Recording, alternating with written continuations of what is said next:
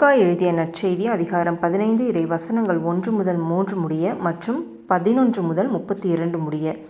வரி தண்டுவோர் பாவிகள் யாவரும் இயேசு சொல்வதை கேட்க அவரிடம் நெருங்கி வந்தனர். பரிசேயரும் மறைநூல் அறிஞரும், இவர் பாவிகளை வரவேற்று அவர்களோடு உணவருந்துகிறாரே என்று முணுமுணுத்தனர்.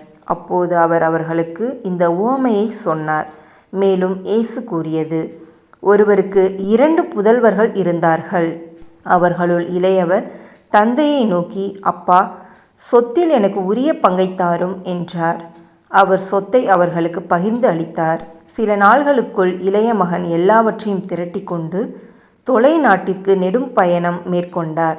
அங்கு தாறுமாறாக வாழ்ந்து தம் சொத்தையும் பாழாக்கினார். அனைத்தையும் அவர் செலவழித்தார்.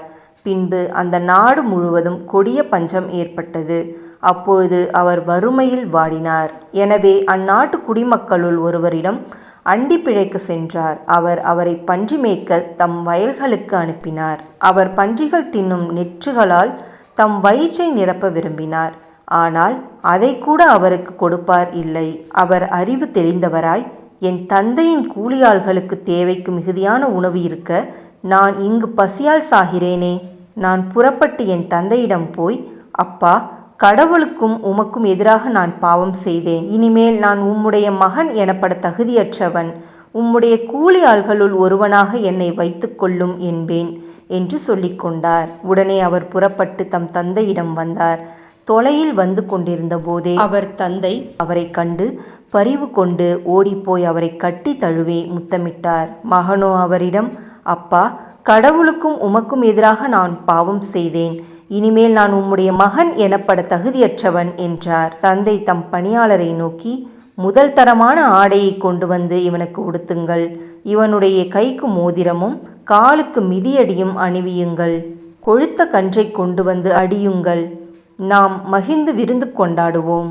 ஏனெனில் என் மகன் இவன் இறந்து போயிருந்தான், மீண்டும் உயிர் பெற்று வந்துள்ளான்.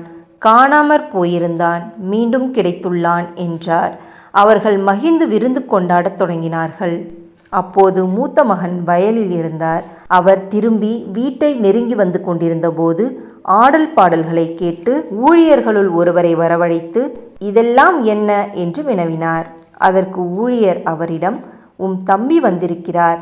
அவர் தம்மிடம் நலமாக திரும்பி வந்திருப்பதால் உம் தந்தை கொழுத்த கன்றை அடித்திருக்கிறார் என்றார். அவர் சினமுற்று உள்ளே போக விருப்பம் இல்லாதிருந்தார். உடனே அவருடைய தந்தை வெளியே வந்து அவரை உள்ளே வருமாறு கெஞ்சி கேட்டார்.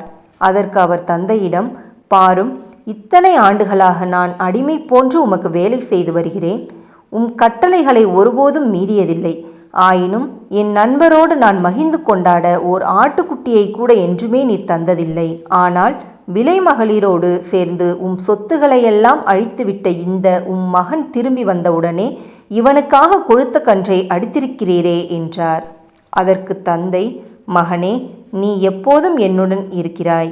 என்னுடையதெல்லாம் உன்னுடையதே. இப்போது நாம் மகிழ்ந்து கொண்டாடி இன்புற வேண்டும். ஏனெனில் உன் தம்பி இவன் இறந்து போயிருந்தான், மீண்டும் உயிர் பெற்றுள்ளான். காணாமற் போயிருந்தான், மீண்டும் கிடைத்துள்ளான் என்றார். இது கிறிஸ்துவின் நற்செய்தி. கிறிஸ்துவே உமக்கு புகழ்.